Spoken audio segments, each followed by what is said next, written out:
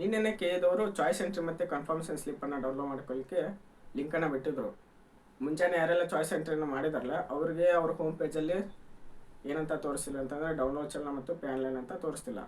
ಮತ್ತು ಮಧ್ಯಾಹ್ನ ಯಾರೆಲ್ಲ ಚಾಯ್ಸ್ ಎಂಟ್ರಿ ಮಾಡಿದಾರಲ್ಲ ಡೌನ್ಲೋಡ್ ಚಲನ ಮತ್ತು ಪೇ ಆನ್ಲೈನ್ ಅಂತ ತೋರಿಸ್ತಿದೆ. ಬಟ್ ಅವರಿಗೆ ಡೌನ್ಲೋಡ್ ಚಲನ ಅಂತ ಹೊಡೆದ್ರೆ ಪ್ಲೀಸ್ ರೀಚೆಕ್ ನಾವು ಅಂತ ತೋರಿಸ್ತಿದೆ. ಯಾರೂ ವರಿ ಮಾಡ್ಕೋಬೇಡಿ, ಯಾಕಂದರೆ ಅವರ ಸಮಸ್ಯೆ ಇದೆ, ಅವರೇ ಸಮಸ್ಯೆ ಇದೆ, ನಮ್ಮ ಸಮಸ್ಯೆ ಏನೂ ಇಲ್ಲ ಇದರಲ್ಲಿ.